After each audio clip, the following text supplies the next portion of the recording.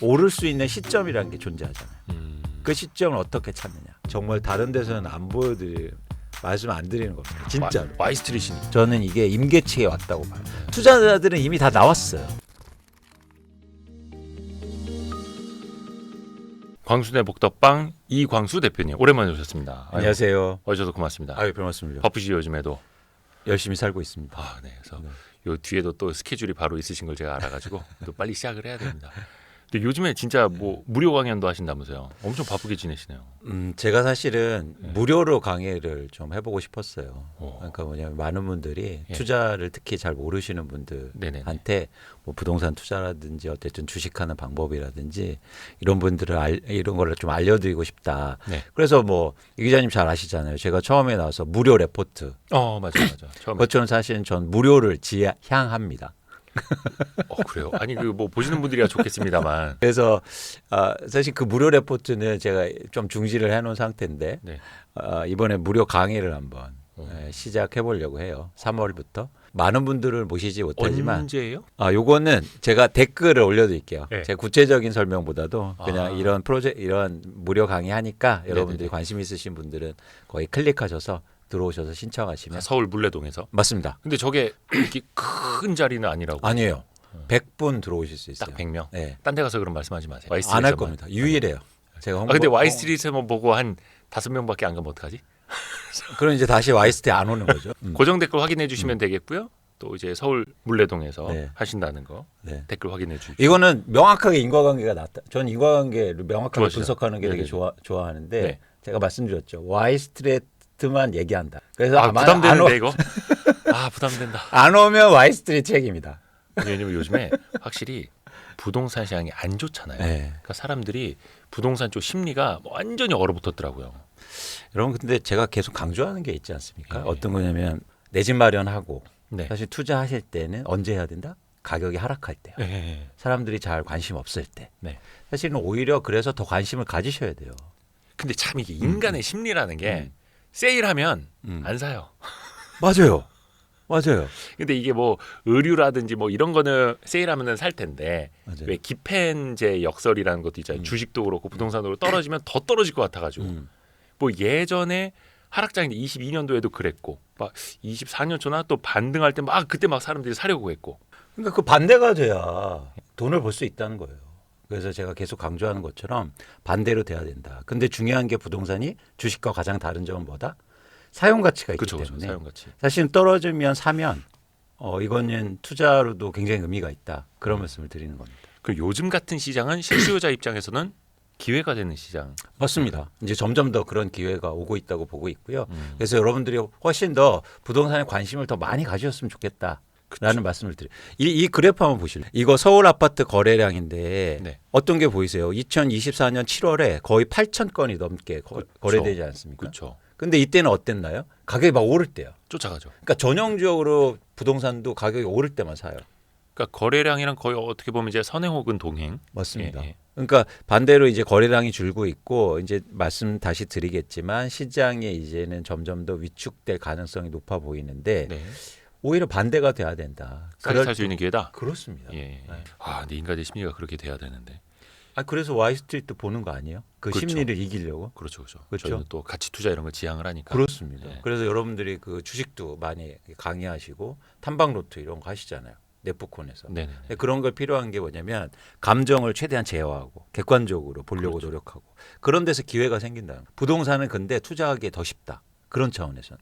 왜냐하면 주식은 사용 가치가 없어서 떨어지면 계속 떨어진단 말이야. 아하. 떨어질 수 있단 말이야. 그뭐 PBR 0.3배까지. 그렇죠. 이거 한번 보실래요? 최근에 건설주가 오르지 않습니까? 아. 근데 이게 제가 다녔던 GS건설 주가예요. 예. 어떻습니까? 네. 다니신 지 너무 오래되지 않았습니까? 오래됐죠. 근데 이거 제가 갑자기 옛날 얘기 드리면 제가 2만 원이 안 될 때 입사했어요. 근데 제가 언제 나왔게요? 저희 정점에서요? 그렇습니다. 오. 대단하죠. 제가 이런 사람입니다. 퇴직금 좀 많이 받으셨나요? 야. 남들이 이때 주가 막 15만 원, 18만 원 갈 때 이랬어요. 제가 GS건설 나간다고 하니까 미쳤다고. 이렇게 좋은 회사를 어. 우리나라에서 제일 좋은 회사를 나가냐고. 그 몇 년도였던 거예요? 이때가 2006년이요. 2006년. 2007년. 2007. 서브프라임 딱 전에. 일단 좀 역발상으로 가야 되는데. 네, 그렇죠. 그런 식으로. 그러니까 여러분들이 이렇게 우리가 공부하는 이유도 사실은 이렇게 다른 생각, 감정에 치우치지 않고, 전 그게 부동산에서 훨씬 더 유리할 수 있다. 그리고 생각을 바꾸면 내 집 마련도 투자로 잘 하실 수 있다는 말씀을 드리는 거예요. 이왕 보셨으니까. 네네네. 그러니까 한국의 부동산이 왜 어려워졌냐면, 예. 그러니까 한국의 부동산이 지금 투자화돼 있기 때문에 어려워요. 아, 그러니까 지금 많은 사람들이 내 집 마련해서 뭐 내가 살 집을 살면 이렇게 변동성이 크지 않거든요. 근데 투자화돼 있기 때문에 변동성이 큰 거예요. 그렇죠. 근데 왜 이게 되게 중요하냐면 부동산을 얘기하면서 꼭 많은 사람들이 이런 얘기를 합니다. 인플레이션이나 통화량이 증가해서 부동산 가격은 무조건 오른다는 얘기예요. 네. 그건 뭐냐면 이거 와이즈 부스터처럼 예, 예. 이렇게 사용하는 건 예. 가격이 계속 오를 수 있어요. 아, 조금씩 가격 이제 전가를 하면서. 그렇죠. 네. 그래서 이거 지금 할인할 때 안 사면 나중에 비싸질 수 있단 말이에요. 아, 감사합니다. 그쵸. 홈쇼핑 모델인 줄 알았어. 그렇죠. 예. 그런데 투자 자산은요. 통화량하고 인플레이션하고 아무 상관없단 말이에요. 그러면 아까 보셨잖아요. 왜 GS건설 주가는 이렇게 빠졌습니까? 통화량이 증가했는데 이건 뭐냐면 투자 자산이기 때문에 통화량이 아무리 증가해도 가격은 계속 빠질 수 있다는 거예요. 오로지 투자로만 접근하는 것들은 그렇죠. 그래서 한국의 부동산 시장이 투자화돼 있기 때문에 변동성도 크고 아. 가격이 계속 오를 수 없다는 말씀을 드리는 겁니다. 아하. 네. 그래서 실사용 가치가 있는 것은 달리 봐야 되는데 거기에 어떨 때는 실사용에 사람들이 더 비중을 두느냐 투자의 가치에 더 비중을 두느냐 이것도 같이 읽어야겠네요. 맞습니다. 그래서 저는 여러분들이 오히려 투자 관점으로 부동산을 보셨으면 좋겠다. 제가 제일 싫어하는 말이요. 예. 무주택자분들한테 이런 말 하는 거예요. 아, 집 없는데 그냥 아무 때나 한 채 사세요. 아니요. 그래서 어떤 결과가 이어졌냐면 이런 결과예요.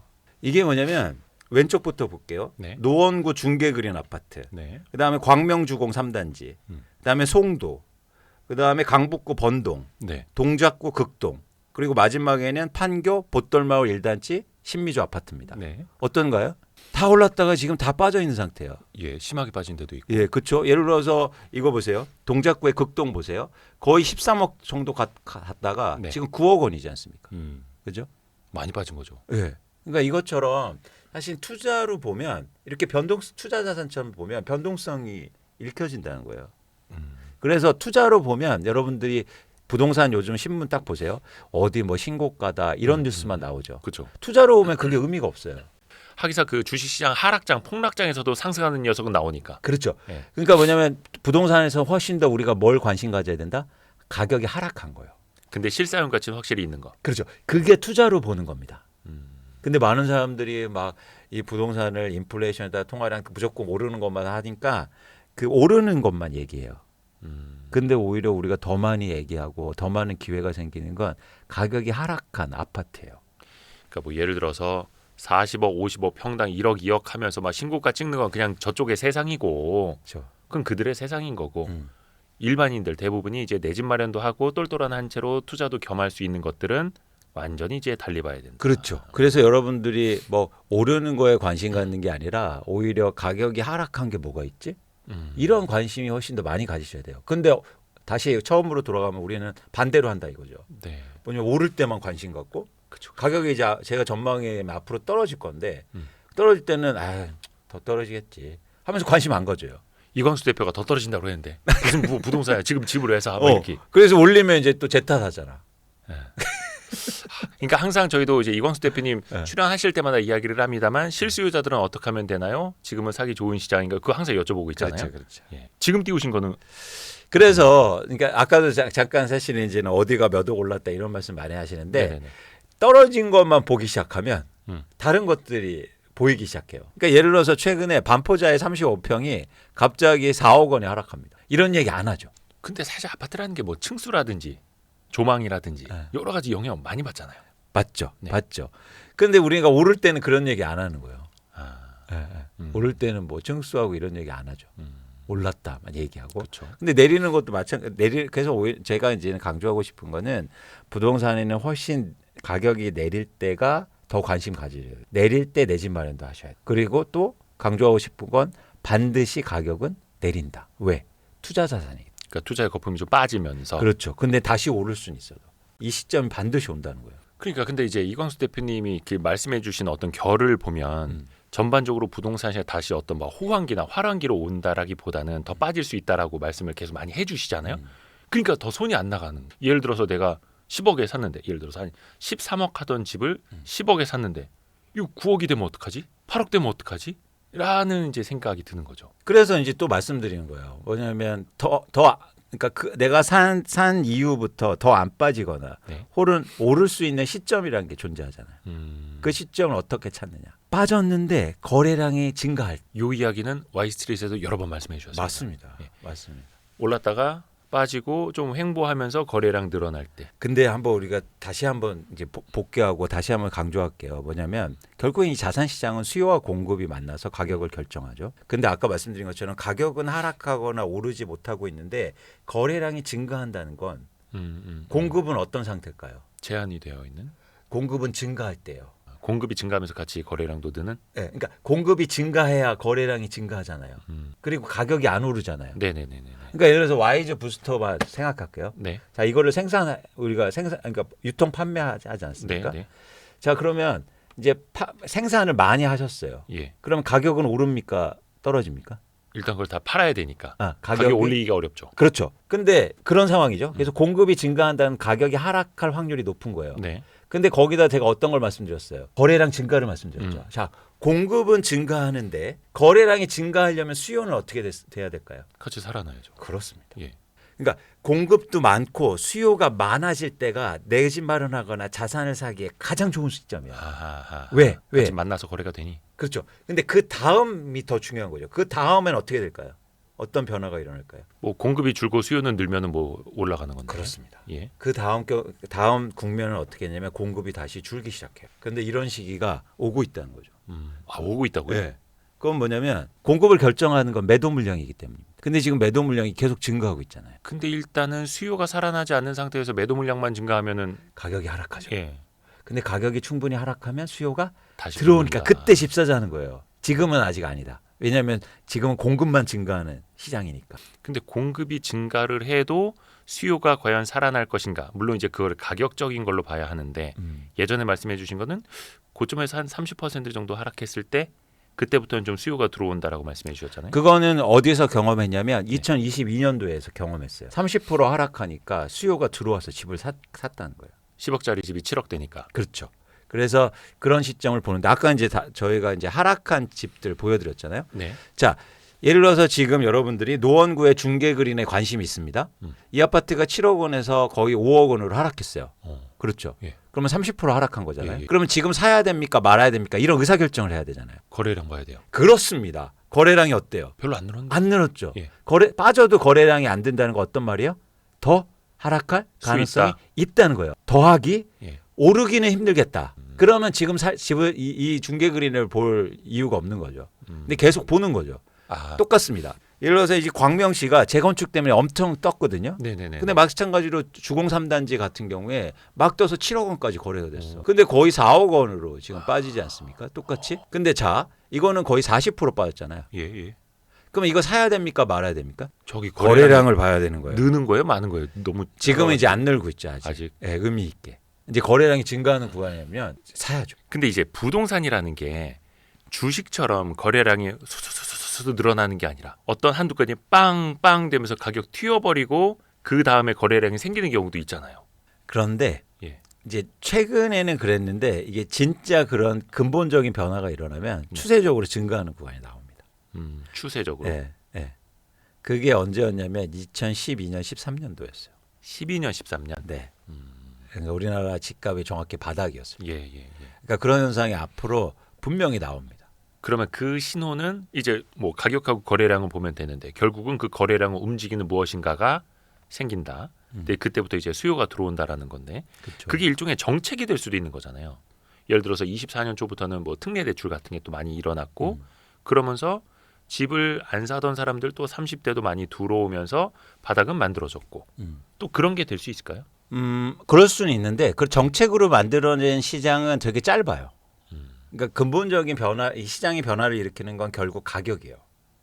가격이 충분히 근본적인 하락하면 거. 그럼 수요가 들어오게 돼 있거든요. 예, 예. 근데 지금은 이런 현상을 볼 때는 수요가 충분하지 않은 시장이에요.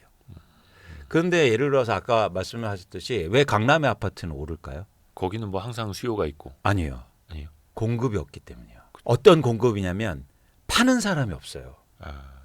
뭐 재건축해서 뭐 이렇게 주택 수가 늘어나고 있는 건 있지만 팔려는 사람들이 적극적이지 그렇습니다. 않고. 그러니까 여러분들이 잘못 아시는 게 뭐냐면 뭐 강남에 어디가 신고가 쳤대, 뭐 원베일리가 뭐 60억 원이 됐대. 근데 돈이 많은 사람들이 줄 서서 사고 싶어서 그게 오른 게 아니에요. 파는 사람이 없어요. 지금 왜 파는 사람이 없을까요? 더 오를 걸 기대하니까. 그러니까 수요가 충분하지 않은 시장에서 공급이 주니까 오른 거예요. 네. 근데 이게 바뀔 수 있다고요. 왜냐하면 파는 사람이 그럼 증가하면 그거를 충분히 받아줄 수요가 없잖아요. 네. 그러면 강남도 하락이 불가피합니다. 음. 그게 2년 전에 보였던 시장의 모습인데 네. 사실 그때하고는 앞으로 올 시장은 좀 다를 거예요. 어떻게 다를까요? 그때는 하락한 게 한두 건이었어요. 그러니까 사실상 22년도에도 강남은 많이 빠지지는 않았어요. 아니요. 많이 빠졌어요. 근데 아까 반포자에 같은 게 9억 원 이렇게 빠졌으니까 10억 원 한 번에. 그 뭐 약간 뭐 증여 거래 아니냐 막 이런 것도 아니요. 많잖아요. 아니요. 항상. 실제로. 네. 실제로 실거래가. 네. 그런데 뭐냐면 말씀드릴 건 그때 어떤 현상이 일어났냐면 파는 사람들이 많아졌거든요. 네. 그러면서 이제 그런 현상이 나타나. 살 사람이 충분하지 않으니까. 근데 앞으로 저희가 예측하는 시장은 팔 사람이 많아질 거예요. 강남도요. 예. 왜 어떤 이유로? 강남은 투자로 갖고 있는 사람들이 훨씬 많아요. 투자로. 네. 예를 들어서 뭐 한 40억짜리를 네. 전세 한 20몇 억 주고 맞습니다. 10몇 억 껴서. 예. 반포의 원베일리가 투자로 몇 프로가 들고 있는지 아십니까? 글쎄요. 50%요. 아, 사람들이 돈이 많네. 아니죠. 예. 돈이 없는 거예요. 아, 돈이 많은 게 아니라 없다는 거야? 없는 거죠. 그래서 전세를 끼고 갖고 있는 거예요. 분양을 받았는데 입주는 못 하겠고. 맞습니다. 근데 전세 주면은 얼추 분양가 나오고. 그렇죠. 자, 그러면 그분들은 언제 팔까요? 투자로 갖고 있잖아요. 예. 차익이 충분히 났을 때. 그렇습니다. 더 이상 안 오를 것 같을 때. 더하기 바로 그 지점이야. 가격이 하락할 것 같으나 안 오르면 그러면 그런 예를 들어서 원베일리가 뭐 파는 사람들이 500채가 나왔어요. 그거 누가 사줍니까? 60억 원짜리 쉽지 않단 말이에요. 네네네. 그런 시기가 이제 앞으로 올 것이다라고 예측하고 있는 거죠. 그거는 가격의 정점이 만들어진 이후에 그렇죠. 더 이상 오르지 않으면 오히려 그렇습니다. 근데 이미 그런 현상들이 나타나요. 왜냐하면 매물이 증가하고 있거든요. 그런 것도 있습니까? 뭐 예를 들어서 50억 이내 60억 이내 그렇게 가면서 사람들이 좀 많이 올라서 여기서부터 더 기대하는 가격 대비 차익 실현을 해야겠다라는 심리가 더 강해질 때. 그럴 수도 있죠. 네. 어떻게든. 그러니까 뭐냐면 그러면 이걸 내놨을 때 누가 사줄 거냐가 관건이잖아요. 네. 근데 사줄 사람이 충분하지 않다는 거예요. 여러분들이 집값이 오르는 이유에 대해서 명확하게 아셔야 돼요. 그건 뭐냐면 수요가 많아지는 경우도 있고 또 하나 뭐냐면 공급이 줄어서도 있잖아요. 네. 그럼 지금 대한민국 집값은 공급이 줄어서 오르는 시장이에요. 근데 이 공급은 건설사들이 짓는 공급이 아니라고 제가 계속 강조하잖아요. 그렇죠. 갖고 있는 사람 시장에 내놓는 매물이 줄어서 올랐거든요. 네. 근데 이게 매물이 증가하고 있다는 게 되게 중요한 변화입니다. 그래서 이런 현상이 근데 매물이 아까 다시 한번 볼게요. 네. 매물이 이렇게 초기에 증가하면 가격이 올라요. 어떤 가격이냐면 호가? 호가요. 아, 그래서 부동산 지수가 올라요. 약간 이제 갭이 떠 있는 상황. 그렇죠. 예. 근데 지수는 부동산 여러분 뭐 부동산원에서 발표하는 지수 있지 않습니까? 네네네. 그건 거래가 안 되잖아요. 그럼 호가를 기반으로 해서 지수가 산정돼요. 그러니까 매물이 증가할 때는 호가가 오르겠죠. 네. 왜냐하면 내가 집 팔려고 했을 때 최근에 10억 원이 거래됐으면 나갈 때 10억 5천 내놓고. 그렇습니다. 평균적으로 제가 계산해 봤더니 5%에서 8%를 올려내놔요. 이건 정확하게 그 안에 들어옵니다. 그렇죠. 네. 일단 그렇게 올려놓으시고요. 뭐 집 보러 오면 좀 내고 할게요. 이렇게 되는. 그렇습니다. 근데 자꾸 이렇게 돼서 처음에 매물이 증가할 때는 지수도 올라가고 호가가 올라가죠. 네. 그런데 마치 그래서 약간 혼동스러워요. 왜냐하면 가격이 오른데 예. 요즘에 부동산원에서 발표하는 그 내용을 보시면 서울 아파트 가격 지수가 오르고 있거든요. 그런데 원인을 잘 읽어보시면 판매 가능 금액이 오르고 있어요. 그건 거래가 안 되면 의미가 없잖아요. 네네네. 그런데 만약 계속 거래가 안 되면 어떻게 될까요? 내려. 배신자가 그렇죠. 나타납니다. 그게 21년 뭐 이렇게 정점 만들어지고 22년에 좀 빠질 때 그랬던 거잖아요. 그렇죠. 그때도 대표님하고도 여러 번 이야기를 했던 게 좀 매도자랑 매수자의 간극이 너무 벌어져 있다. 그렇죠. 호가 격차가. 맞아요. 예. 그건 전형적으로 이제 가격이 오히려 하락할 가능성을 높게 보여주는 일종의 신호죠. 그런데 왜 왜 그러면 수요가 부족하냐? 이게 중요하잖아요. 네. 그러니까 그 이유는 뭐냐면 네. 지금 대한민국의 수요가 주택 수요가 대부분 부채로 이루어지고 있기 때문입니다. 정책 대출이든 가계 대출이든 이게 이용해서 수요가 쌓아 올라져 있거든요. 네. 근데 이게 지속될 수 없다는 거예요. 계속 빚이 늘어날 수는 없잖아요. 그래서 그런 측면에서는 유효 수요가 제한돼 있다는 거고 사실은 더 그러니까 이게 변동성을 키우는 게 이제 보시는 그래프는 최근에 고금리에도 계속 주택담보대출이 증가했단 말이에요. 예. 그렇죠? 근데 이 대출을 누가 받았냐면 이 그래프 보시면 30, 40대가 대부분 받았습니다. 2024년에도 30대가 많이 샀다고 하고 2년 연속이네요, 거의. 맞습니다. 정책 대출, 특히 신생아 그렇죠. 모기지 받기 딱 좋은 나이대 30대. 그렇죠. 예. 근데 이게 일종의 시장의 유동성을 공급했고 그 유동성이 확대되면서 집값이 오른 이유가 크거든요. 근데 이게 계속되지 않다는 거예요. 왜냐하면 일단 30, 40대 중에서 정책 대출이든 아니면 주택담보대출이든 그 중에서 가장 신용도가 우수한 사람이 받았을 거 아니에요. 네네네. 그러면 남은 분들은 사실 대출 여력이 줄어들어 있었겠죠. 그렇죠. 그리고 또 하나 뭐냐면 그러면 유효 수요가 창출되냐면 이 그래프 한번 더 보시면 이제 20대가 사줘야 됩니다. 20대가 어떻게 살 수 있겠죠. 근데 좀 더 힘들죠. 제한적이다. 그렇죠. 그러면 예를 들어서 20대가 유효 수요를 끌고 오려면 20대를 위한 대출이 나와줘야 돼요. 20대 무슨 뭐 또 특례 대출, 그렇죠. 청년 주택 마련 대출 막 이런 거. 그건 불가능하다 제가. 그렇죠. 뭐 네. 30대나 돼야지 그래도 좀 소득이 생기고 그렇습니다. 소득이 늘어날 수 있는 사람들인데. 그렇습니다. 그래서 어떻게 보면 미래 수요를 2024년 초부터 좀 많이 땡겨온 측면이 있다.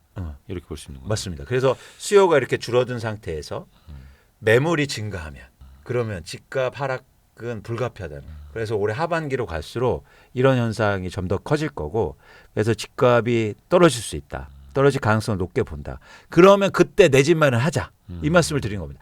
제가 집값 폭락농자가 아니에요. 집이 떨어질 때 사자는 거죠. 그렇죠. 그렇죠. 근데 어떻게 보면은 이제 수요가 조금 더 둔화될 여지가 남아 있다. 더 하락할 수 있다. 근데 어떻게 보면은 이제 가격적인 측면에서도 물론 이제 지역별로는 다르겠죠. 어디는 30% 하락을 했는데 뭐 반등할 수도 있는 거고 어디는 40% 떨어졌지만 반등이 또 안 할 수도 있는 거고 맞습니다. 그 인근의 수요를 또 같이 봐야 되는 그렇죠. 거고. 그래서 저는 부동산을 볼 때 여러분들이 내 집 마련하실 때 리스트를 마련하시잖아요. 예. 그 중에서 가장 많이 가격이 하락한 거를 사셔야 돼요. 그거는 그냥 고점 대비로 봐야 돼요. 어떻게 봐야 돼요? 그거는 고점인데 예, 예. 한 번 더 볼게요. 저희 정말 다른 데서는 안 보여드릴 말씀 안 드리는 겁니다. 진짜로. Y 스트릿이니까. 네. 왜냐하면 제가 이렇게 막 단지를 얘기 드린 적도 처음이에요. 근데 잘 보세요. 여기서 자 같이 올랐다가 빠지지 않습니까? 네. 근데 올랐을 때도 거래량이 증가해서 오른 데가 있어요. 예를 들어서 어딜까요? 대표적으로 여기죠. 거기네요. 예. 네. 여기가 뭐냐면 동작구에 있는 극동 아파트예요. 네. 거래량도 동반해서 오르죠. 예. 이게 진짜 오른 거예요. 그래서 이게 집값이 빠질 때 이런 지역이 좋은 거예요. 이런 아파트가. 근데 한 채가 거래돼서 오른 거 이런 것들. 이런 거는 사실 이 가격이 떨어졌다고 해도 요쯤에서 가격을 봐야 되는 겁니다. 조금 이제 디스카운트를 해라. 그렇죠. 그래서 그 가격이 올랐을 때도 거래가 충분히 됐느냐를 보시는 거예요. 이거는 강남 지역도 똑같아요. 거래가 막 60억 됐어요. 근데 한 채가 거래된 거 의미가 없단 말이에요. 그렇죠. 그래서 어떻게 보면 그 가격의 대표성을 봐야 된다. 맞습니다. 맞습니다. 근데 제가 볼 때 이제는 그런 시장이 왔을 때 이제 얼마나 올랐었지를 판단할 때 거래량 같이 보시고 그러니까 이만큼 떨어졌을 때 향후의 변화가 있을 때도 거래량을 보시는 이게 되게 중요합니다. 그러게요. 근데 이제 참 부동산은 또 어느 정도 대규모 단지 아니고서야 과연 그 가격 대표성이 있느냐 없느냐 논쟁은 항상 있고. 근데 항상 그 사람들은 그 최고점, 그 점 하나가 그렇죠. 대표적인 이제 최고 가격이라고 생각을 하게 되고. 맞습니다. 대표 효과가 또 있다 보니까. 맞습니다.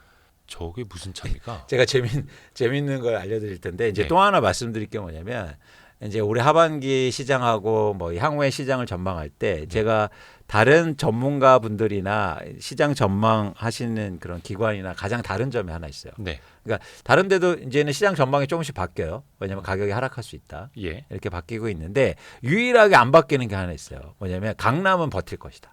왜냐하면 그 기조에는 양극화가 있다. 근데 이 양극화에 대해서 제가 말씀드리고 싶은 거예요. 뭐냐면 이 양극화는 언제나 있었다. 그래서 이거 과거에 볼게요. 서울 강남 지역에 이게 언제적 기사냐면 1989년 기사입니다. 89년. 네. 89년이요. 네. 그때 뭐냐면 강남의 대형 한 평이 최고 650만 원이었어요. 지금 이제는 강남 최고 평형이 뭐 1억 원, 뭐 1억 5천 얘기 하잖아요. 예. 근데 이 650만 원이 어느 정도 가격 가치였냐면 이때 당시에 르망 자동차가 나오는데 예. 르망이 한 500만 원 했습니다. 아. 최고급 차가. 어. 그러니까 지금 제네시스가 한 최고급 차가 뭐 1억 좀 8천, 넘죠. 9천, 예. 1억이 되잖아요. 예. 비슷하죠. 어. 그리고 이때 삼성전자 연봉이 예. 89년도에 300만 원에서 500만 원 정도 됐어요. 어. 연봉과 비슷하죠. 연봉이 한 평. 평균 연봉이. 예. 예. 그러니까 1억 2천만 원 정도 되거든요. 예. 지금. 2023년 기준. 어. 그러면 비슷하다는 거예요. 아. 그래서 물가를 대비해 보면 막 강남이 혼자 엄청나게 오른 게 사실 아니다. 그렇죠. 또 하나 사실은 양극화 얘기를 하는데 이거 보세요. 이게 1993년도, 1995년도 기사입니다. 84년 기사기도 해요. 다 뭐라고 합니까? 양극화. 근데 무슨 양극화가 새로운 현상처럼 얘기해요. 음. 아니에요. 양극화는 항상 있었어요. 네. 새로운 현상이 아니다. 음. 근데 공교롭게도 이런 양극화 얘기가 나오잖아요. 네. 그러면 집값의 고점을 얘기하는 용어이기도 합니다. 아, 그래요? 네. 양극화는 늘 있는데요. 그럼 늘 고점은 아니잖아요. 늘 있었는데 양극화를 유난히 강조하는 시기가 있어요. 왜냐하면 왜 양극화를 강조할까요? 너무 벌어져 있으니까. 그걸 설명하려고. 예, 예, 예. 그런 설명하는 단어들이 나오는 순간 그 대상되는 지역은 고점인 걸 보여주는 거예요. 그래서 저는 지금 강남의 아파트 가격이 고점이다. 하락할 가능성이 굉장히 높아지고 있다. 말씀드린 겁니다. 근데 강남도 양극화 얘기가 지금 뭐 나온 지 뭐 몇 년째 계속 이어지고 있지 않나요? 그러니까 요즘에 유난히 더 심해지고 있단 말이에요. 다른 데는 안 오르고 아까 요즘에 그러니까 초양극화. 맞습니다. 초양극화. 그렇죠. 어. 그런 새로운 용어들. 예를 들어서 새 아파트가 가장 많이 올랐을 때 무슨 단어가 나옵니까? 얼죽신. 그렇습니다. 어. 그러니까 요즘 얼죽신 얘기 안 하거든요. 아, 요즘엔 좀 덜한가요? 이제는 재건축만 올라요. 그러면 얼죽신 다 얼어 죽었습니까? 추워가지고 겨울이 추워서. 여러분들이 그래서 그런 감정적인 단어들을 경계하셔야 돼요. 항상 그렇죠. 그래서 그런 단어가 부동산에 유독 많아요. 사람들이 감정이 들어가니까. 대표적으로 뭐가 있습니까? 초품화. 아, 이런 것들. 슬세권. 이런 거. 어. 슬세권이 그 뒤로 슬세권이요. 슬세권이 난리가 났습니다. 슬세권이 뭐죠? 슬리퍼 신고 돌아다니는. 돌아갈 수 있는. 예, 예. 그런 지역도 요즘 공실이요. 말도 안 해요. 근데 약간 이제 초품화도 마찬가지고 역세권도 마찬가지고 그거는 시대를 막론하고 사람들이 원하는 지역이긴 하잖아요. 그렇죠. 예. 그런데 제가 계속 돼 왔는데 그걸 강조하는 시기가 나온다고요. 특히 더 쏠리는 시기. 그렇죠. 그걸 막 계속 얘기해. 아, 사람들이. 아. 그러면 그 대상이 이제 갈 때까지 갔다는 얘기예요. 그걸 주식이랑 설명해요. 비슷하네요. 왜냐하면 제가 계속 강조하지 않습니까? 한국의 부동산이 투자화돼 투자화돼 있다. 있다. 그래서 주식하고 굉장히 유사한 모습을 보여요. 또 쏠릴 때는 또 엄청 쏠리고. 그렇죠. 이제 그러면 신축과 구축 사이의 갭도 벌어질 대로 끝까지 벌어졌다라는 뜻. 벌어졌으니까 이제 좁혀져. 얼죽신 나온 거지. 어. 더 이상 못 오르니까 그걸 그게 또 설명해 피크. 주려고. 그래서 그런 감정적인 단어를 경계하라. 그렇습니다. 그래서 여러분들이 숫자로 보시고 거래량으로 얘기하고 가격으로 얘기해야지. 네. 자꾸 나와서 막 초양극화, 뭐 그다음 새로운 단어들 많이 나오잖아요. 뭐 요즘 또 뭐냐면 뭐 지역적으로 뭐 이런 것도 있고 뭐 얼죽신 뭐 이런 새로운 단어가 나올수록 더 경계하셔야 돼요. 근데 이제 아까 제가 이제 정책 이런 것도 좀 여쭤봤습니다만 24년도 시장도 만약에 신세관 특례 대출이나 정책 자금 대출이 아니었으면은 뭐 그 정도로 뭐 부양이 안 됐었겠죠. 안 됐죠. 근데 최근에도 보면은 정부가 뭐 악성 미분양 대책이라든지 아니면은 또 강남 지역 그 투기과열지구 해제 일부 지역 동단위로 계속 정책을 좀 내놓고 있잖아요. 이게 만약에 막 트리거가 될 수도 있지 않을까요? 뭐 단기적으로는 될 수 있는데 네. 그게 예를 들어서 지속 가능성이 떨어진다. 네. 그러니까 두 가지 이유인데 이제는 나올 정책이 별로 없어요. 더 이상. 가장 최근에 됐던 게 토지거래 허가구역 해제. 그렇습니다. 잠실 삼성 대치 청남.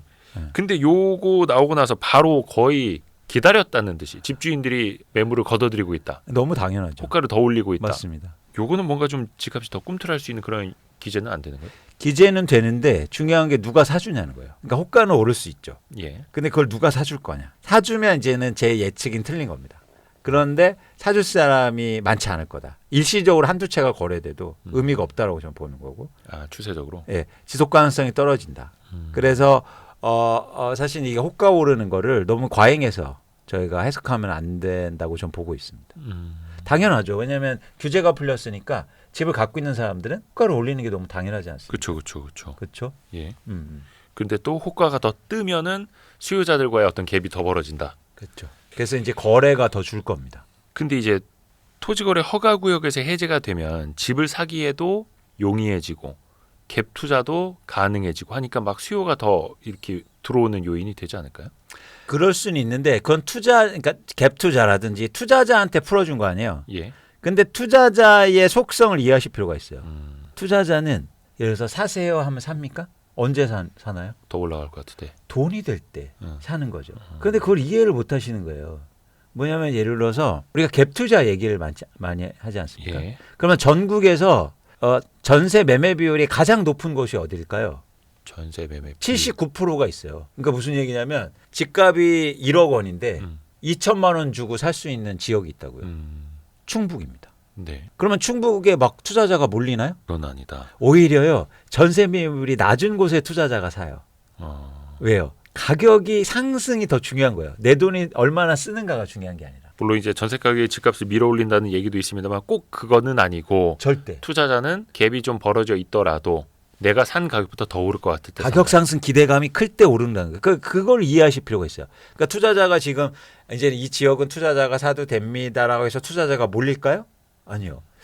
야, 잠실에 사서 아파트를 지금 사서 내가 돈 벌 수 있을까? 불가능하다.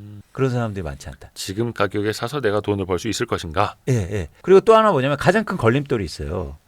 지금 예를 들어서 투기과열지구 같은 경우에는 그러니까 다주택자가 투자자가 들어와야 되잖아요. 네. 근데 다주택자가 사면은 취득세를 거의 중과되니까. 엄청나게 중과됩니다. 그러면 실수요자는 어떻습니까? 예를 들어서 실수요자들 중에서도 계속 갈아타기 수요는 있고 뭐 마용성 있던 사람들이 강남 쪽으로 가려는 수요가 있을 수도 있겠고 실수요자들은 그쪽으로 또 가려는 게 실수요자는 항상 똑같았잖아요. 이 투기과열 그러니까 그 규제 해제하기 전에 예. 토지허가구역 해제하기 전에도 실수요자는 살 수 있었잖아요. 그건 변동 요인이 아니죠. 그 사람들이 뭐 갭 투자를 하려는 게 애초에 아니었고 아니었죠. 그냥 갈아타기였다면 사고 있으면 살 수 있었어요. 토지거래 허가구역 내에서라도 허가받고 살 수 있었던 거다. 그럼요. 그건 변동 요인이 아니고 지금까지 살 수도 있었어요. 근데 이럴 수는 있어요. 왜냐면 그런 분들이 야 집값 오른데 언론에서도 막 그러면 빨리 살 수는 있죠. 근데 그건 일시적인 거다. 결국은 또 가격이 또 중요하고 그 지속 가능성이 생기려면 그런데 그렇습니다. 지금 가격대에선 그게 쉽지 않다고 보시는 거고. 그렇습니다. 그 토지거래 허가구역이 앞으로 조금 더 많이 풀릴 가능성도 있지 않을까요? 예를 들어서 정부가 이거 풀어준다는 거는 어느 정도 집값이 좀 안정되고 있다라는 방증이기도 하잖아요. 그렇죠. 그런데 이렇게 호가 오르면 단기간에 또 다른 데 풀어주기는 부담스러울지 않을까. 호가가 오르면. 그렇죠. 그리고 거래가 잘 안 되면 그러니까 전형적으로 이런 얘기를 하거든요. 뭐냐면 그러니까 지금의 토지거래 허가구역 해제한 이유가 네. 집을 갖고 있는 사람들의 재산권을 예를 들어서 보호해주겠다 이런 거거든요. 그건 무슨 얘기냐면 거래를 증가시키겠다는 목적이었거든요. 네. 근데 이렇게 풀어놓으니까 호가는 올라가고 거래가 더 줄면 이제 그 얘기가 완전히 틀린 얘기가 되겠죠. 소용이 없는 거죠. 그렇죠. 근데 사실 이게 참 정책이라는 게 가격은 올리지 않고 거래만 살아나게끔 할 수가 있을까요? 특히 부동산. 없습니다.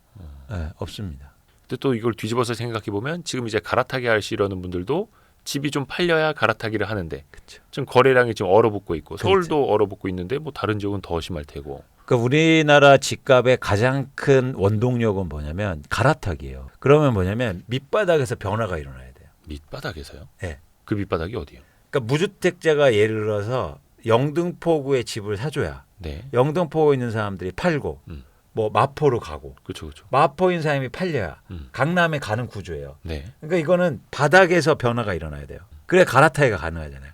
그렇죠. 근데 여기서 거래량이 준다는 건 이제는 시간이 좀 지나면 여기서도 수요가 없다는 얘기. 그러니까 그게 거래량이라는 건 어떻게 보면 이제 바닥에서부터 움직여야 하는데 가격은 또 저 상급지부터 움직이잖아요. 그렇죠. 맞습니다.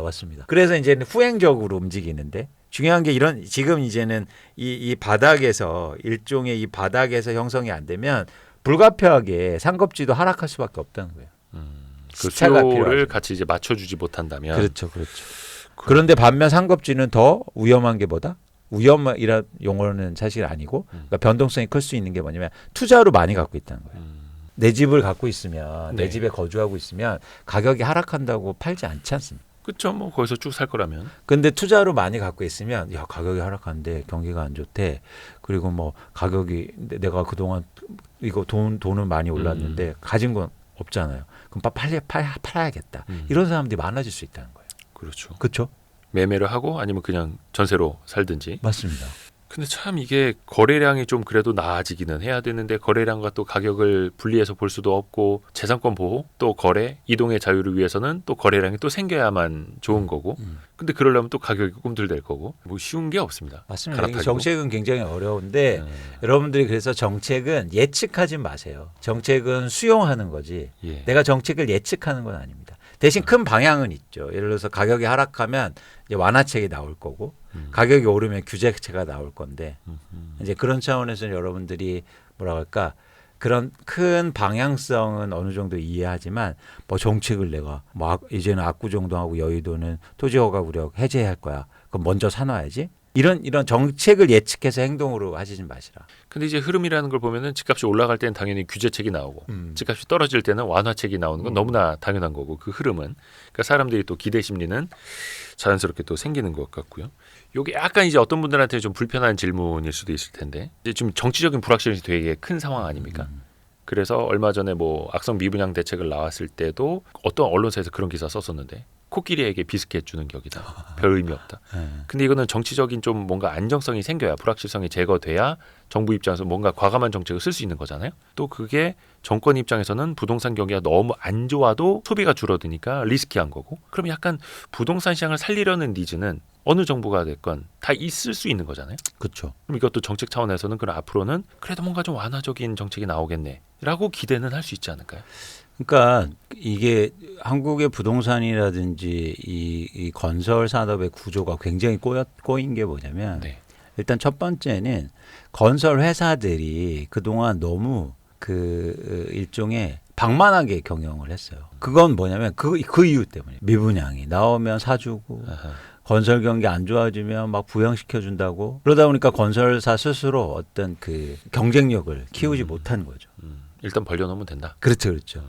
그런데 이제 그게 하나의 이제 근원적인 문제인데 두 번째는 뭐냐면 그러려고 이제 여러 가지 정책들이 나오지 않습니까? 네. 근데 그 정책이 이제는 거의 다 써갖고 이제 남은 정책이 거의 유일하게 뭐냐면 개인들의 빚을 늘려서 그걸 해소하려는 방향성이에요. 그런데 지금 뭐 아시다시피 여기서 가계부채를 더 늘리기에는 경제적 부담이 굉장히 크단 말이에요. 예, 예. 그러니까 뾰족한 수가 없는 거죠. 그러니까 최악의 수가 뭐냐면 그러니까 요즘에 나오는 수가 뭐냐면 그럼 정부가 사주겠다는 거죠. 이번에도 LH 통해서 3,000채 매입한다고. 그렇습니다. 매입해서 공공임대 내주고. 근데 그게 또 예산이 제한적이지 않습니까? 예. 그래서 그러니까 과거처럼 이렇게 과감하게 뭐 부양책이라든지 이걸 쓰기가 어렵다. 제한적이다. 여력이 없다는 겁니다. 저는 이게 임계치에 왔다고 봐요. LH 통해서 3,000채를 매입한다 하더라도 전체 미분양 시장의 어떤 좀 문제를 해결할 수는 없고 근본적인 해결책도 아니고. 그렇죠. 이거 한번 보실래요? 결국에는 아파트를 살 수 있는 수요는 일종의 미래 수요 차원에서는 20대, 30대, 40대가 중요하지 않습니까? 예. 근데 지금 3, 40대 같은 경우에 특히 20대도 마찬가지고 부동산에 대한 그러니까 부채 비율을 고려해 보면 거의 50%에 근접해요. 30대가. 저 부채 비율이라는 게 어떤 이야기예요? 뭐 예를 들어서 10억짜리 집을 5억 대출 받아서 샀다? 맞습니다. 아, 네네. 근데 이거는 집이 없는 사람들을 포함한 중앙값이에요. 집이 없는 사람들을 포함했다고요? 네. 전 세대니까. 아, 그러니까 30대의 전. 근데 만약에 집이 있는 사람으로 줄이면 훨씬 올라가겠네요. 제가 추산해 보면 100%에 근접합니다. 예? 100%요. 100%면 10억짜리 집을 10억 대출하고 샀다는 거예요? 맞아요. 그거 어떻게 나와요? 그게? 왜 그렇게 됐냐면 이것 때문이요. 샀는데 가격이 빠졌어요. 아, 샀을 때 가격 대비. 네. 샀을 때는 뭐 예를 들어서 한 60% 정도로 70%, 이제 샀는데 70%까지 샀는데 집값이 한 30% 빠지고 나면 맞습니다. 1대1이 된 거예요? 맞습니다. 그렇게 많이 빠졌네? 네. 이게 30대 가구주가 갖고 있는 부동산 자산의 변화예요. 그러니까 30대가 대출을 일으켜서 집을 샀는데 네. 30대가 산 아파트 가격이 제일 많이 빠졌어요. 저게 뭐 4억에서 한 3억 3천 정도로. 평균 이제 중앙값으로. 중앙값으로. 네. 그러니까 상대적인 현재 집값 대비 부채를 끌어다 쓴 비율은 훨씬 더 높게 나타나는. 그러니까 이런 상황 속에서 저는 계속 강조하지만 유효 수요가 지금 대한민국에 많지 않다.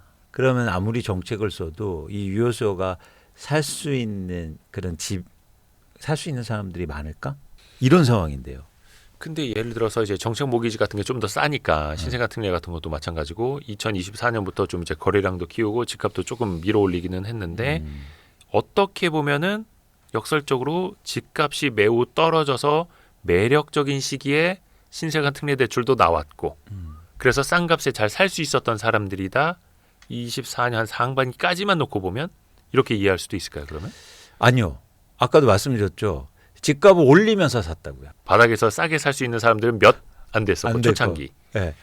거래량을 이제 같이 보시면 이게 최근에 집을 가장 오를 때 많이 사지 않습니까? 예. 그러니까 쌀 때 대출해 줄 때 산 게 아니고 대출 받아서 가격을 올리면서 샀다고요. 근데 사실 이제 어떻게 보면은 가격을 올리지 않고 거래량만 나타나는 시기는 또 어떻게 보면 시간적으로 길지 않을 것 같다는 생각도 좀 들고요. 거래량이 먼저 활성화되는 시기는 가격을 건들지 않고 실수요자 입장에서 사려고 했을 때, 사려고 마음을 먹었을 때. 그러니까 그 말은 뭐냐면 가격은 가만히 있는데 네. 그런 시기가 반드시 오긴 하죠. 근데 오는데 되게 짧을 것 같다는 거죠. 아니요. 그렇지 않아요. 굉장히 길 수 있어요. 전 그런 시장을 예측하고 있거든요. 가격은 크게 오르지 않고 거래만 활발한 시장. 길게 옵니다. 그게 과거에도 있었나요? 있죠. 2012년, 13년. 아, 그때는 그래도 거래량은 괜찮았어요? 거래량이 계속 증가하죠. 그러다가 집값이 너무 안 좋아서 그때 최경환 부총리 뭐 빚내서 집 사라. 그렇죠. 이게 나온 게 그때였잖아요. 13년, 14년, 그렇습니다. 14년. 근데 가격은 안 오르는데 그래서 집을 막 사는 거예요, 사람들이. 근데 가격은 안 올라. 왜? 매물은 증가하니까. 근데 이번에도 그때와 비슷한 사이클이 올 것이다. 그렇습니다. 근데 여기서는 이제는 그때하고 또 다른 게 하나 있어요. 그때는 그래도 부채를 일으킬 수 있는 가구가 있었단 말이에요. 근데 지금은 그런 수요가 시장에 있을까? 그럼 어떻게 되냐면 최근에 무주택자한테 최대 LTV 80%를 대출해 줬거든요. 예. 이제 100%가 나와줘야 됩니다. 가능할까요? 어유, 그건 너무 위험하잖아요. 그렇죠. 예. 그렇죠. 그러면은 집값의 하락폭이 더 클 수가 있다.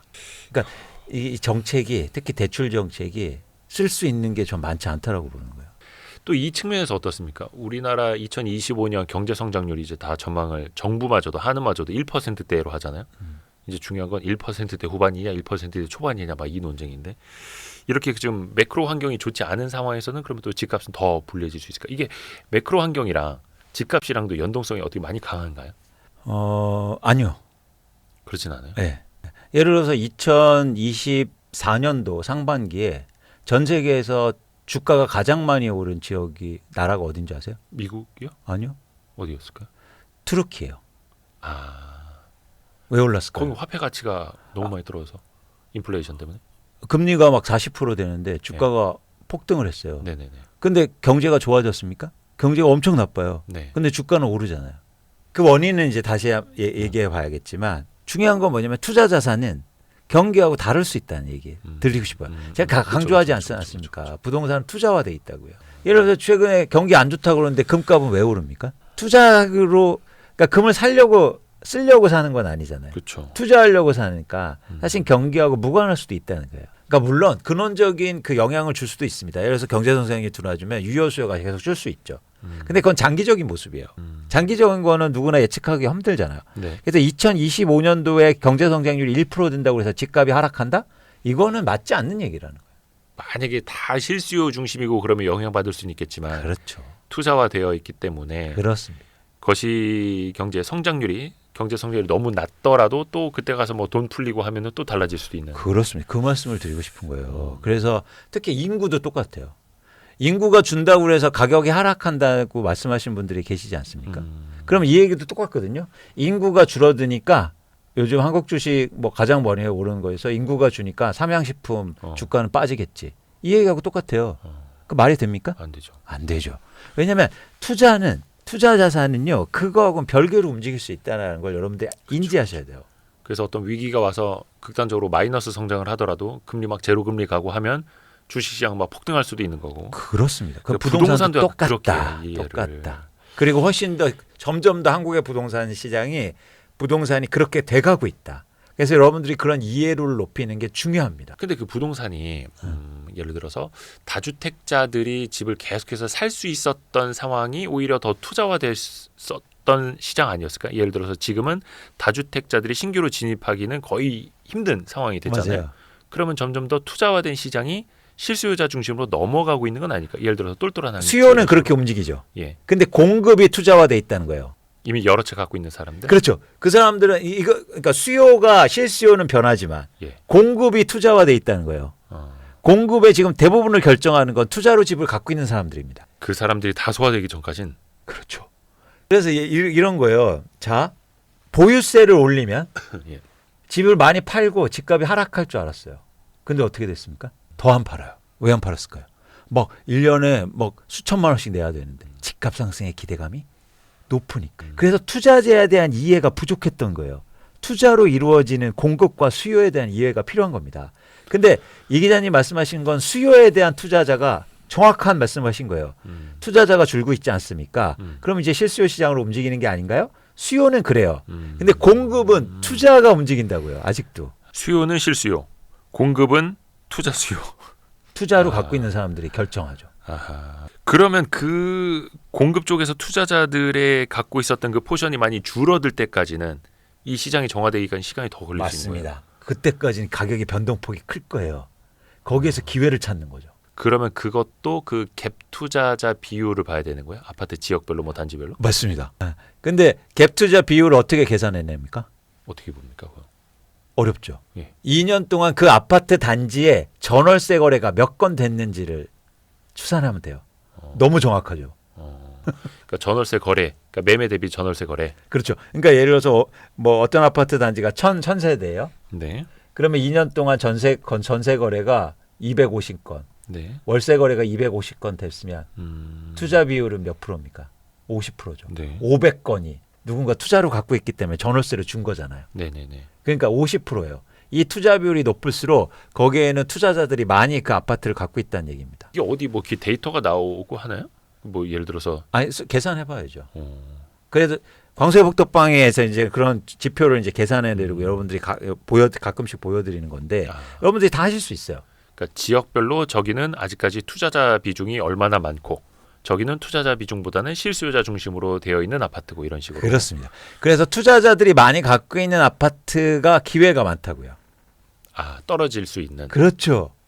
내 집에 거주하고 있으면 누가 집값을 막 내리면서 팝니까? 근데 또 이게 또 사람들 입장에서 보면 실수요 겸 투자 수요 겸 이렇게 보시는 분들 입장에서는 또 다를 수도 있는 거고요. 예를 들어서 똘똘한 한 채라는 게 그냥 오로지 실수요가 아니라 실수요 겸 그래도 오를 만한 집. 그렇죠. 이렇게 가는 거잖아요. 그렇죠. 그렇죠. 그럼 이게 투자 수요라는 게 영원히 없어질 수가 없는 건가? 그래서 부동산에서는 투자 수요가 완전히 없어지기는 힘들어요. 대신 중요도가 그러니까 누가 시장을 움직이느냐가 중요한 거죠. 공급자냐 수요자냐. 뿐만 아니라 수요자 중에서도 실수요자냐 투자 수요냐. 그리고 공급자 중에서도 실수요자들이 파느냐. 예를 들어서 미국의 서브프라임은 왜 가격이 폭락했을까요? 그때 집값은. 네네. 그때는 사실은 상상 초월로 떨어진 이유는 투자자들이 팔아서가 아니에요. 실거주자들이 팔아서요. 그래서 충격이 컸던 거예요. 실거주하면서도 그 원리금을 갚지 못한 사람들. 맞습니다. 그래서 충격이 컸던 거예요. 투자자들은 이미 다 나왔어요. 그래서 더 충격이 컸던 거예요. 그래서 지금 공급 매도하는 사람들이 누구냐? 네. 수요하는 사람들이 누구냐? 예. 그러니까 수요도 이런 거예요. 투자자들이 많이 사면 어떻게 되겠습니까? 계속 올라요. 예, 예. 그게 바로 2020년, 21년도의 시장의 모습입니다. 밸류에이션이고 뭐고. 막 사. 어. 막 사. 10억을 해도 이 집이 13억 갈 것 같으면 사는 거고. 네, 무조건 사요. 20억이어도 25억 갈 것 같으면 사는 거고. 그러면 수요 곡선이 다르게 그려져요. 예. 원래 가격이 오르면 수요가 줄어야 되는데 네네. 가격이 오를수록 수요가 증가하는 현상을 보입니다. 그래서 투자자가 움직이는 시장은 수요가 되면 가격이 계속 오를 수 있다는 거예요. 근데 실수요자는 그렇게 안 해요. 가격이 오르면 실수요는 어떻게 돼요? 떨어지는. 그래서 이거 다시 한번 보여드릴게요. 지금 거래량이 줄고 있는 이유예요. 실수요자들은 가격이 오르면 다시 줄기 때문입니다. 그걸 계속 올리지 못해요. 실수요자만의 수요만으로는 시장을 또 올리기는 힘들고. 그렇습니다. 이게 수요 시장이에요. 이해하셨죠? 네네. 이제 공급 시장이에요. 공급 시장은 누구다? 파는 사람들 대부분은 사실은 단기적 변동성을 일으키는 건 투자자들이에요. 투자로 갖고 있는 사람들. 네. 투자로 갖고 있는 사람들이 많이 팔면 집값은 떨어지겠죠. 그렇죠. 반면에 투자하는 사람들이 가격 상승 기대감을 많이 갖고 있어 매물을 거둬들이면 가격이 오르겠죠. 네. 그래서 투자자들이 지금 집을 갖고 있는 사람이 어떻게 행동하느냐가 되게 중요한 시장이라고요. 그래서 항상 그 시장을 볼 때도 그냥 수요와 공급을 보는 게 아니라 그 안에서도 실수요자와 투자자, 투자 수요와 실수요를 좀 구분해서 봐야 한다. 맞죠. 그런데 우리가 실수요자라고 해도 투자자처럼 행동하고 생각해야 된다. 그래서 왜냐하면 투자자들이 변동의 키를 갖고 있기 때문에. 그들의 마음을 읽어야 하는. 맞습니다. 사람의 눈이 두 개 있는 이유 제가 말씀드렸잖아요. 하나는 자기를 보고 다른 사람을 보고 우리만 보지 말고. 근데 지금은 수요자들은 실수요자밖에 없고 그래서 집값은 더 빠질 수밖에 없고. 공급이 증가하고 수요가 감소하고 있으니까. 그리고 강남은 더 충격이 클 수 있는 게 투자로 더 많이 갖고 있다는 거예요. 예를 들어서 지방 같은 경우에도 집값이 더 많이 빠진 지역들이 있지 않습니까? 그러면 거기는 그러면 투자자들이 많이 팔아서 그런 거냐? 맞아요. 그래요? 맞아요. 이제는 이해하시는 거예요. 세종시가 왜 많이 빠졌을까요? 투자로 많이 갖고 있었기 때문이에요. 아하, 가장 투자하기 좋은 동네라고 해서 전국에서 몰려들어서 아파트를 샀다고요. 많이들 갔죠. 근데 거기는 실수요자가 가장 많은 동네예요 또. 그렇기도 하죠. 근데도 왜 집값이 빠져요? 투자자 빠지면서. 투자자도 빠지고 투자자가 갖고 있는 아파트가 공급이 증가하니까. 그러니까 이런 전형적인 시장을 세종시가 보여준 거예요. 그러니까 거기는 일자리도 좋고 출산율도 높은데 상대적으로. 가장 연령이 지금 인구가 유일하게 증가하는 동네예요. 그렇죠. 그런데도 투자자가 빠지면 집값이 빠진다. 그렇죠. 아니 4년 전 여러분 네이버 그러니까 포탈에 4년 전 5년 전 세종시 쳐보세요. 뜨거웠죠. 전국에서 가장 많이 올랐다고요. 맞아요. 왜 올랐을까요? 투자자가 움직였기 때문입니다. 근데 지금 투자자가 산 집들이 매물로 나오니까 집값이 가장 많이 빠지는 거예요. 투자를 이해하셔야 된다. 확실히 이제 각인이 됐습니다. 네. 요거까지. 근데 이게요. 예. 굉장히 중요한 거예요. 뭐냐면 생각을 바꾸는 거, 관점을 바꾸는 게. 전 투자의 핵심, 내 집 마련할 때도. 근데 이게요. 제가 아무리 이렇게 얘기하잖아요. 네. 아 그래 맞아. 나도 내 집 마련할 때 투자로 봐야지. 한데 등 돌리고 나면 또 그걸 바꿔줘요. 그리고 꼭 오를 때만 사. 아 심리가. 사람들은요 남 말을 진짜 안 들어요. 주식도 그렇고 다 그렇죠. 심리가. 그래서 계속 들으셔야 되는데 생각을 바꾸게. 너무 감사합니다. 네. 해서 또 이런 거는 이제 오프라인으로 그 이광수 대표님 직접 만나시고 들으실 수 있다라는 거. 그때는 여러분들 마음의 준비를 하고 오셔야 돼요. 어떤 마음이죠? 제가 막 화를 내거든요. 여러분들 막 네. 각성하시라고 화를 내고. 혼날 준비 된 사람들만 와야 그렇습니까? 됩니까? 대신 예. 그 반대급부도 있어야 될 거 아닙니까? 혼나기만 하면 안 되잖아요. 예. 구체적으로 내 집 마련 어떻게 해야 되고 방법을 알려드린다. 우리가 시장에 대해서 말씀드렸는데 조금 이제는 더 구체적으로. 조금 더 여러분들 계획 어떻게 세우시고 내 집 마련 또 이렇게 하시고 네. 이런 구체적인 행동하실 수 있도록 계획하실 수 있도록 그런 얘기 합니다. 그거는 이제 무료 설명회로 이광수 대표님 정확한 날짜와 장소는 저희 고정 댓글 타고 들어가시면 거기에서 보인다고 하는. 맞습니다. 네네. 또 무료 설명회. 저희 가서 이 YG 부스터 좀 팔아도 됩니까? 농담입니다. 아니 진짜. 농담입니다. 오세요. 농담이고. 그래서 고정 댓글 좀 확인해 주시기 바라겠습니다. 광순의 복덕방 이광수 대표님이었습니다. 감사합니다. 고맙습니다.